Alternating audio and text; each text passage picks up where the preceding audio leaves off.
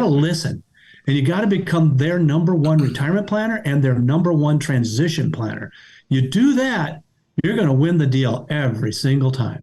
This is Stay Paid, a sales and marketing podcast on a mission to help you close more deals and retain more business. Welcome to another episode of Stay Paid. I'm Joshua Stike along with Luke Acree. And before we bring on our guest today, we'd love it if you take a minute to subscribe to Stay Paid on Apple Podcasts or on Spotify. If you're not already subscribed, and while you're there, drop us a review to let us know how we're doing. We'll read it here on the show. Our guest today is John Turner. John serves as Vice President, Investment Advisor Lending at Live Oak Bank. With over 30 years in the financial services industry and having had experience buying, brokering, or financing over 600 deals, John now speaks with advisor groups and at industry events, as well as authoring several white papers addressing succession and acquisition topics and issues. John, welcome to Stay Paid. Thanks for being here. Well, thank you for having me. I'm honored to be here with the two of you. Yeah, John, it's awesome to have you. Man, I was just learning about you before we came on the show. You used to climb radio towers and change light bulbs, which is terrifying. What we did for money. I just want to, I want everybody to go Google videos of people changing these light bulbs because it is truly terrifying. And so my stomach drops thinking about it. Yeah, selling businesses today, helping people sell and buy businesses. That's easy. That's nothing. I want to dive right into the topic. Because if you're in the audience listening to this, right, you're thinking, our podcast is normally sales and marketing tactics, but there is an opportunity to be able to buy businesses or sell your business. And if you're in the financial space, right, if you own an insurance company or financial advising firm, there are businesses being sold and bought right now. And there's a huge need because you have a lot of, I think, baby boomers looking to get out of the business, and they have nobody to pass their business to. Yeah. So we're going to dive in and talk a little bit about this, merger and acquisition type idea and where you can find deals and what you need to think about with deals. So I'd love to start with just the first question is, if I was interested in buying, whether it's a financial advisory firm or something like that, how would I actually find the deal? Well, and let's start with, it is daunting. If you look at the current ratio of buyers to sellers, it's 75-1, 75 buyers to every seller. Now, that's interested parties, by the way. There's a big difference between interested parties and qualified buyers. Qualified buyers, 4-1. What makes the difference is cultural fit, character. You're a person of honesty and integrity. And we could go into a whole thing about the SEC, by the way, is currently suing a seller because they sold to a top bidder who ended up being a Ponzi scheme. So sellers, character matters. So character, capacity, having the ability to serve all the clients well, capability. Wait, the SEC is suing the person who sold their business to the Ponzi scheme? Yes, there was an article that was published September 29th of this year. And basically, it was an RIA advisor down in Florida had sold to a top bidder. Turns out, yes, they were a Ponzi scheme. They were the top bidder, but why not sue the Ponzi scheme people? Why sue the person who got schemed? But the SEC is also saying that the seller has a fiduciary responsibility to their clients. Wow. To vet the buyer well. So character matters. Wow. It's very, very, oh yeah. Unfortunately, crazy. I think if the SEC prevails, that seller is going to go from what he thought was a comfortable retirement to probably living on food stamps and Social Security. That's crazy. That's a horror story. So where do I go? So let's say, I believe I'm a qualified buyer. Like, is there sites to go to try to find deals that are for sale? Is there what's the best way to go about it? Well, let's just take, there's all kinds of sources. What we see at the bank, 80 to 90% are going to be personal relationships. Okay. Somebody from across town called you and said, I'm thinking about retiring. Can we talk about buying? So yes, there are listing services that you can go to. There's all kinds of them out there. We could name them if we wanted to, but if you go to a listing service, you have clearly entrenched yourself in the 75-1 crowd. Okay. If you want to sidestep that altogether, I'm going to talk real quick about 3 ways to create a list, 3 ways to vet a list, and how to approach it. So that's the way to do it. So 3 ways to create a list. Check with your broker dealer or your custodian. Oftentimes they'll provide a list. If you can't get it that way, you're going to go to Google. You're going to put in a financial advisor singular. If you put in plural, you're going to get a bunch of BDs and custodians. Don't do that. financial advisor, singular, comma, if this is LinkedIn, the name of the city. Like I live in Lino Lakes. So you put that in. And you can look at the photos. By the way, you know what you're looking for in the photos? Old people. You're looking for old people, all right? Put them on your list. Next way to do it is go to Google, put in financial advisor, singular, comma, zip code. Mine is 55038. And again, go to images. You know what we're looking for on the images? Old people. Old people. All right, I got it. All right, put them on your list. You got an unvetted list. 3 ways real quickly to vet the list. I actually love that. I want to point out to, we have a lot of real estate agents that listen to this podcast, right? I want to point out, you have an opportunity. All of these older agents that are probably retiring, getting out of the business, I guarantee you they have no plan for their book, their referral book, and they would love to hang their license in referral and get 1% off of all those deals. Go to LinkedIn, find all the agents, and look for the old people. That really is a golden nugget. I love that. It is. It works. Yep. Now very, very quickly. So vet the list. Go to broker check, go to IAPD. That's the SEC site. Check to see if they're a Bernie Madoff in the making. Take them off their list if they are. Second off, go to their websites. You're going to look for those 5 C's again. What can you learn about character, culture, capability, all those kinds of things. And then lastly, take them to your centers of influence, your attorneys, your CPAs, maybe your real estate agents, your wholesalers. Put the list in front of them and say, look, if there's someone here that's a waste of time, mark this name off. If you think it's someone I should go have coffee with right away, go ahead and star them. And then now you've got a vetted list. But what do you do with the list? Do you just call them and say, would you like to sell your practice? No, people don't like that. But what you're going to do is you need to be a student of the business. You've got to want to be able to build relationships. So I saw this demonstrated live, guys, with someone went to LinkedIn, pulled 5 names off and called them pretty much cold. Yeah. And basically they got 3 yeses, 1, I'm really busy, will you call me back? And 1, no. And this is what they did.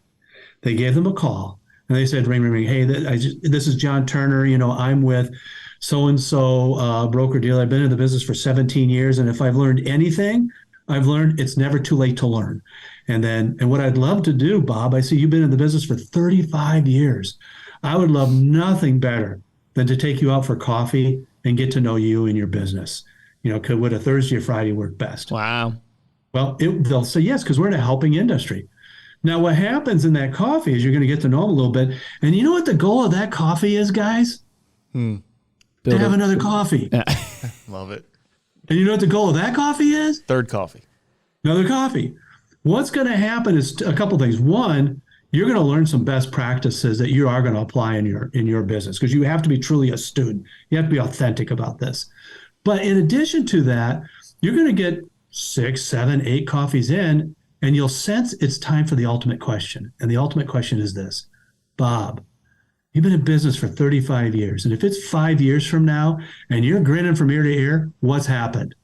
What you're listening for is something like, I'm spending more time with my wife, I'm spending more time with my grandkids, I have this great avocation I want to be involved in. But when you hear that, then you would say, Bob, I think I can help you with that. And then can we have a conversation? And you're off and running, and you have sidestepped the 75. You have sidestepped the 4 qualified. You are the one. There's no competition. The deal's not going to get bidded up. You're good to go. And the last thing I'll say about that is, sometimes you had mentioned early on in the call that sometimes we think it's juxtaposed organic growth, marketing and so forth, or acquisition. Here to tell you, it's both. We did a 3-year longitudinal study. So, if you bought in 13, we looked at 14, 15, 16 taxes, and you bought in 14, you look at 15, 16, 17, and so forth.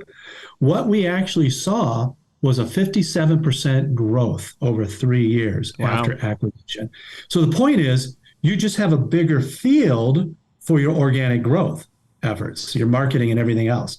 So I actually think it's a both and when you get into this whole. How many acquisitions fail? Do you know that number? Like when you acquire a firm, how many? You have to define fail.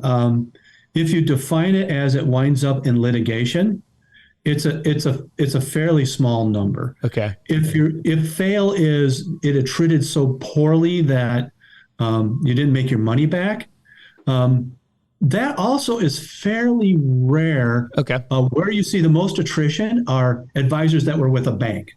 You'll see maybe 50% attrition on those because the relationship's really with the bank. But if you're buying somebody, if your junior is buying you within the same practice, 1 to 2% attrition, and it's usually the junior just doesn't want to work with lower clients. Okay. If you're buying outside of your practice, somebody else, it's usually 5 to 8% attrition. Okay. So it's fairly low. Yeah, that's not bad at all. So talk to us a little bit about what you see in the space from like a multiples perspective. Yeah. So if I go buy a financial firm or something like that, what is it usually selling for? And is it a multiple on revenue or a multiple on EBITDA that you usually see? Oh man, it's that. Okay, let's take that part first. Yep. Is it revenue or is it EBITDA? Depends what you're buying. Okay. So if I have a firm, I have a very good system, great staff, great tools and resources, wonderful tech stack, and all I want to do is buy the client relationships, the revenue. I'm going to plug it into my system. I'm going to look at top line revenue multiples. If I'm an investor, I am not an owner operator. I'm not a technician. I'm not an advisor. Or even if I am, I just want to buy them, keep the staff in place, keep the workflows in place, the tech stack, maybe even keep the advisor in place. Then I'm going to look at bottom line EBITDA multiples. Those tend to be bigger deals. So the EBITDA multiples tend to be much bigger deals than the top line revenue. Top line revenue, there's two firms that publish those multiples each year, a place called FP Transitions and Succession Resource Group. Right now, Succession Resource Group has it at about 2.83 times on recurring and about 0.8 times on commission. But keep in mind, multiples are akin to saying that the average home sold for $123 a square foot in 2022. And it'd be interesting, our friends in the real estate business that are listening in, what they think it is. I heard from Realtor.com that it is about $123 a square foot nationwide. Now, if you got that in Fargo, North Dakota, you're pretty happy. But if you get that in San Francisco, you're pretty sad. So multiples are true. They're not necessarily applicable. And in fact, only about 20% of the deals hit anything close to that range, 2.8 to 3.2. 80% of the deals were different than that. Also, multiples are to revenue, not GDC. So if you're one of our registered rep friends, it's after your BD haircut. And also, it's an all-in number. So it's not like you add a consulting agreement on top of it. Gotcha. So that's the top line revenue. Bottom line EBITDA, we used to say, 6 to 8 times, maybe 9 times on EBITDA, but you're seeing private equity in right now, and you're seeing crazy multiples. 9 times seems crazy in itself. You're seeing even more from private equity on financial. Yeah, we're firms? seeing them in the teens, coming the- out of private equity. But here's the thing: There's a lot of money out there. And then there's the story under the number, and that's the part that people don't listen long enough or dig deep enough to understand around private equity. So this is going to come from the fact that I worked for a few years for a roll-up firm that was private equity backed. So I had a front row seat at this. So you were able to be one of the sharks. I was one of the sharks. So here's what I can tell you first off. It is a multiple of EBITDA, so it's not top line. So EBITDA usually, even an optimistic seller, it'll be about a third of what their top line revenue is. So, if it's 3.82, you take that times 3, well, 9, 10, that's in the ballpark perhaps, about the same price. But in addition to that, I always would normalize EBITDA. And do you think I normalized EBITDA up? You'd I always only normalize it down. normalized EBITDA down. Right. So first off, it's not going to be your EBITDA number. It's going to be the one I come up with. Of course. So, yep. And you're going to probably be disappointed on that. The other thing is that you're going to have to stick around and grow the thing to get that number. And if you don't grow, you don't get got it. some problems that we're going to be addressing. And you can't leave as the seller ahead of time. You do. You're going to leave. What's the normal stay period? Probably 2 years. 5 to 6. 5 to 6? Wow. That's what I usually see with PE. Yeah, because you have to grow it. You have to stick around and grow it. Wow. Well, I guess, normal PE is probably trying to flip every 3 to 5 years. So 5 to 6 maybe makes sense. What's interesting is like with PE and my friends that have gone through the PE transactions, right? It's interesting. So if anybody's selling their business PE listening to this, they come in and they look at your numbers and they give you this amazing offer of like, oh man, we're going to give you 16 multiple, and now you're hooked. And the normal undisciplined person, what do? Yeah. They spend that money. They spend it in their mind. They haven't received it yet, but in their mind, they're already spending the money. The house they're going to buy, the place they're going to go, what they're going to do next. And then what does PE do? They put you just like a car dealer, keeps you on the lot for freaking 8 hours. They put you through the ringer, and then they basically go, oh, because we found this, we're going to have to lower that multiple from 16 to 15 because we found this. And by the end of it, you're getting half of what you thought you were, but you already spent the money. You've now invested freaking months into the deal, and you're just like, what do I do? And one more fun fact, usually only about half of it's cash. Half of it's going to be stock in the firm that's buying you. Yeah. Good luck getting that money out. Yeah, exactly. I mean, you'd have to find another partner interested in buying it. And so, yeah, it's not what it appears on the surface. Dig a little deeper. Yep. And if you're listening to this and you're in PE, talk to us. Chat us in. Yeah. I love it. Okay, so I think the reason why I wanted to have you on the show, right, as people are listening, is I think there is a massive opportunity right now for if you are in business, whether you're in real estate, insurance, finance, there are so many older people wanting to transition. And your concept of finding the list and vetting it and building the relationship and making those calls is so critical. Think of right now, if you're a young gun getting into real estate, getting into finance, go to all the older people. They are looking for succession plans. They're actively, and the biggest thing that will get you there is your character, right? Because people want to do business with people they like. They know them, they like them, they trust them. And so any other tactics on closing the deal? Like, how do I build that relationship? Have you seen any other tactics you would give on after you get that list and closing the deal? Obviously, you're taking them to coffee. Any other things come to your mind? Well, the main thing, too, is listen. You have to listen. You have to listen for kind of what is their ideal post-transition life, because you want to be positioned as their number one retirement planner. Second, you want to listen for what is important to them in the way that the deal structure is done. I'll tell you very, very quickly, I talked to a seller. They were crowing because they got a large consulting agreement. I knew the buyer. The buyer had only so much they could spend in cash flow. So I told the seller, I said, I think what you did is you converted what would have been capital gains, taxed at 0, 15, or 20%, to basically earned income, subject to state tax if you have it, federal, FICA, and Medicare.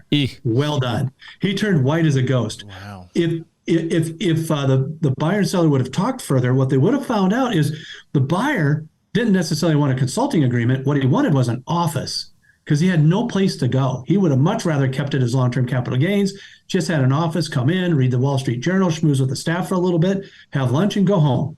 So you got to listen, and you got to become their number one retirement planner and their number one transition planner. You do that, you're going to win the deal every single time. It's so good. I find this, I do a lot of real estate investing on the side. And one of the things that I find is like, you can win deals creatively. Like a lot of times you wouldn't think that people would want to do owner financing that own these multiple units, but a lot of times they do because they don't want to deal with the tax implications, right? They would rather just get a monthly mortgage payment to them coming in. So now you don't have to deal with the bank for the financing. Like it's wild what you can get people to agree to if you actually talk to them and find out their needs and find out what they actually, they don't want that lump sum of $6 million. They'd rather get a constant payment over the next 10 years or whatever coming in. And so they don't have the tax implication right then. So it is spot on and so true what you're saying. So I got to ask you, right, because you climbed radio towers, changing light bulbs. Now you're selling businesses. If you could go back now in, that young man that was in high school, give them any advice, what advice would you tell your younger self? Oh, such a good question. I would say the golden rule applies more than you could ever imagine. Basically, love God, love others. Put them in front of your interests, and your interests will be taken care of. They'll be just fine. But treat others as you want to be treated, and just look out for them. Help them immensely. I mean, we've even have, showed up at different conferences together, and, the old adage of what's better than saying nice things about yourself, having others say nice things about you. Take time, get to know the folks that you're with, and find a way just to treat them well. I found that spades has paid off over my 6 decades. Yeah. I love it. Well said, John. Before we close out, thank you so much for coming on the show. Let people know how they can connect with you. Best thing is either by phone or by email. Phone 651-212-0141. Email John, John, I spell it the cool way, .Turner, Turner. By the way, that's Old Anglo-Saxon for farmer, in case you're wondering, Turner of the earth. So John.Turner at liveoak.bank.